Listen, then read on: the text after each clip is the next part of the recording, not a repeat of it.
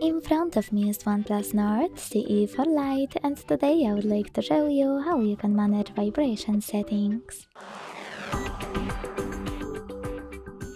Begin by launching settings and heating sounds and vibration. Then you can tap on this switcher next to vibrate on ring to switch it on or off, and on this one next to vibrate on silent to do the same. When you finished, scroll down and click on haptics over here. Now it's time to tap on this switcher next to system haptics to decide if you wish to switch on or off, haptic feedback for touches, swipes and more.